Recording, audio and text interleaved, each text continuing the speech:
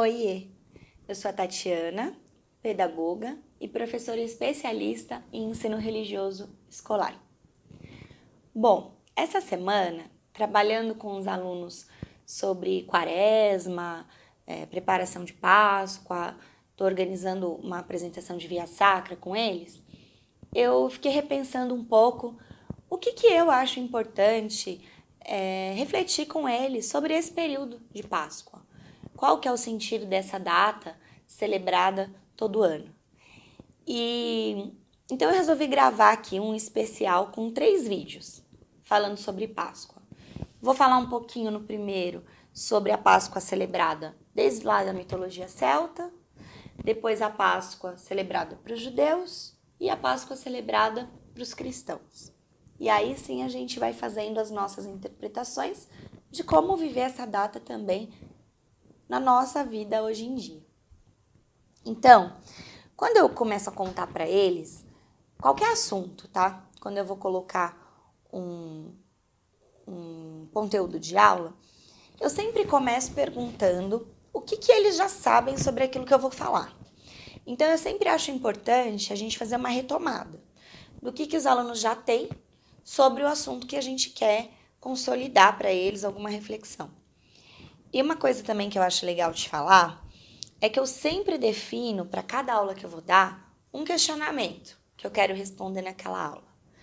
Assim, quando eu chego no final da aula, eu já consigo perceber se eu atingi o meu objetivo com aquela aula ou se por acaso eu encadeei para um outro caminho aquela reflexão e eu preciso retomar alguma coisa, né? Então, sempre no finzinho da aula eu anoto lá no meu caderno. Eu consegui chegar até onde eu queria, ou eu construí para esse lado, vou fazer essa ponte para chegar onde eu queria. Porque, enfim, nosso planejamento a gente sabe que é constante, né? Aula a aula. Então, o meu questionamento, quando eu vou propor uma aula de Páscoa para os alunos, é o que é a Páscoa para a gente hoje, né? Então, a gente sabe, e eles já têm muitos conhecimentos, tanto da parte da história, quanto da parte religiosa, ou pelo conhecimento religioso que a própria família transmite, ou porque nas outras séries eles já aprenderam alguma coisa. Então é muito comum os meus alunos já saberem que a Páscoa representa a ressurreição de Jesus, que a Páscoa representa vida nova, que a Páscoa representa um momento de se reunir com a família e celebrar uma data importante. Mas muitas vezes, a maior parte dos meus alunos não atribui significado para a sua vida, um sentido de vida nova e renovação pessoal. Eles vivem mesmo como uma data de calendário, né? Um feriado. Então, eu sempre começo trazendo para eles como é que fala Feliz Páscoa em inglês. E aí eles sempre tem alguém na sala que sabe, né? O Happy Easter. E aí eu pergunto para eles, mas de onde vem esse Easter? E aí geralmente eles dão uma patinada e aí ainda não aconteceu de alguém saber. Mas aí eu trago para eles, né? Que o Easter vem então da deusa Ostera. E aí eu começo a contar um pouquinho para eles. Como que é essa festa de Ostera, né? Por que a Páscoa então tem essa denominação Happy Easter? Qual é a relação que tem com a nossa Páscoa? E aí eu conto para eles essa história, né? Desde a mitologia celta, que Ostera, ela é a deusa da fertilidade, então ela representa a primavera, né? É celebrada a festa de equinócio de primavera. E uma coisa que os alunos sempre colocam é de onde vem, então, o coelho da Páscoa. E o coelho da Páscoa, ele tem essa origem numa história de Ostera, que na verdade é uma lebre. Ostera é a deusa da fertilidade, ela gosta muito das crianças, ela tá sempre entre as crianças, nas brincadeiras, e ela representa esse jeito leve, né, de viver a vida. E um dia ela faz uma brincadeira, ela transforma um pássaro no bichinho que ela mais gostava, que era a lebre, né, coelho. E ela transforma o pássaro no coelho. E diz a lenda que esse coelho, então, passa a botar ovos. O ovo, gente, ele é sempre um sentido de vida nova, tá? Desde quando a gente fala lá do ovo, o ovo cósmico, né? Que dá origem à Terra, que dá origem à vida inicial. Até mesmo quando a gente analisa o ovo olhando pro pintinho, né? Do ovo nasce um pintinho. Então, a gente sempre tem o ovo como a simbologia de uma vida nova. E então vira um coelho que bota ovos, né? O coelho de Ostera, a lebre de Ostera. E parece que nessa brincadeira, depois ela tenta desfazer o feitiço lá de retransformar o coelho em pássaro, mas parece que já tá acabando a primavera e ela perde as suas forças. Ela não tem a mesma intensidade de força quando começa o verão.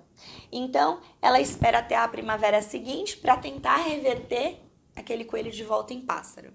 E parece que não deu certo, então vira para sempre o coelho de Ostera como um coelho que bota ovos. Retomando para a gente esse sentido de vida nova. O símbolo do ovo, ele também sempre foi associado com representações, sendo pintado, aquele ovo de galinha mesmo, né? Quando ele é esvaziado, tira a clara, a gema de dentro, né? Dá uma lavadinha e enfeita, decora essa casca e pode ser pendurado nas árvores para enfeitar, para celebrar essa festa de fertilidade. Ou também era esvaziado e colocado dentro confeitos, doces, né? E presenteado. Já tem episódios na história de serem feitos ovos de ouro para serem presenteados de um reino para o outro, como um tratado, um selo de vida nova entre os povos, né? Novos acordos. Então, o ovo ele sempre está simbolizando essa possibilidade de uma vida nova, né? Uma nova relação se estabelecendo ali, nascendo desse ovo, desse símbolo. Então, a Páscoa, ela sempre está trazendo para a gente um sentido de passagem. Mas lá para a mitologia celta, a gente tem a passagem do inverno para a primavera, né? E o que isso representa? Representa que, assim como para a nossa vida, tudo está organizado em ciclos.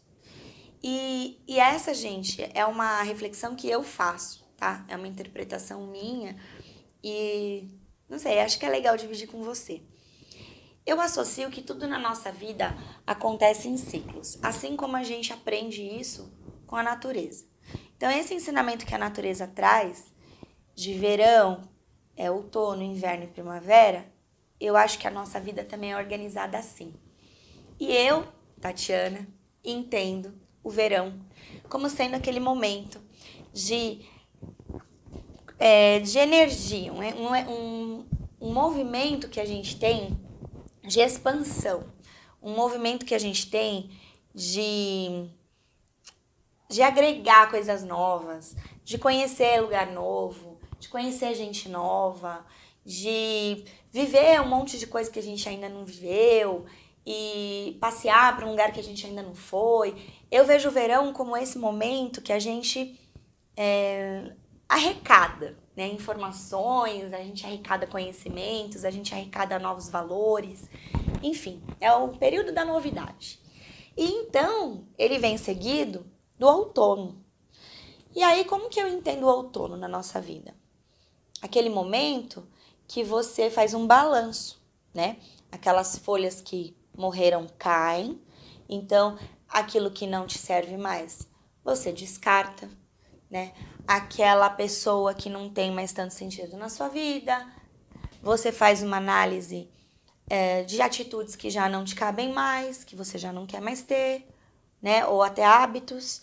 Você já pensa também, talvez, em crenças limitantes que você tinha e agora com essa chegada de novidade no verão, você consegue ressignificar, então tirar algumas coisas que você já não precisa mais, né?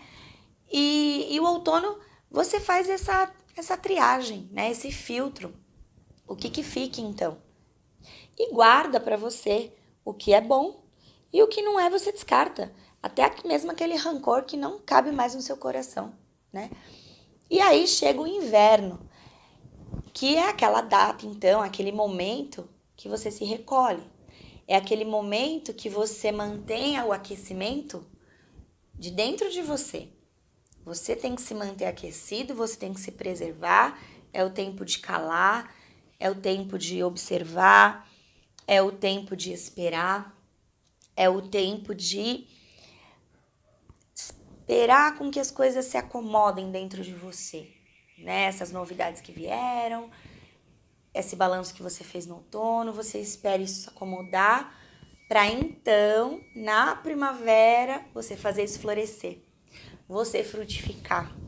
Aí sim, você aciona, aí sim você decide, aí sim você escolhe, aí sim você começa, você faz, realiza, conversa, fala, se posiciona, né? Porque eu entendo a vida como esses ciclos, né? A gente vive o tempo todo passando por esses ciclos, né? O momento de falar, o momento de calar, o momento de plantar, o momento de colher. Então, para a mitologia celta, o equinócio de primavera celebra esse momento, onde eles saem do inverno e chegam na primavera, na época bonita, na época colorida, onde tudo é possível, onde tudo é alegre, onde tudo se torna mais leve. E então, a deusa Ostera, ela representa a fertilidade, né? Essas possibilidades que a primavera traz, esses novos sabores, essas novas cores que se espalham, né? Os perfumes das flores e dos frutos pelo ar. E para eles, então, sempre foi um momento de passagem do inverno para a primavera. Depois, a gente tem um significado judeu para a Páscoa. Mas eu vou gravar agora no próximo vídeo para falar um pouquinho mais dos judeus. Como que a gente celebra essa passagem para os judeus? Como que a gente pode explicar para os nossos alunos, dando um significado talvez um pouquinho diferente do que só um sentido histórico, né? Então, segue comigo para o próximo vídeo, para a gente falar um pouquinho então da Páscoa para os judeus. Obrigada por estar aqui, pela oportunidade de eu estar aqui dividindo isso com você e até mais!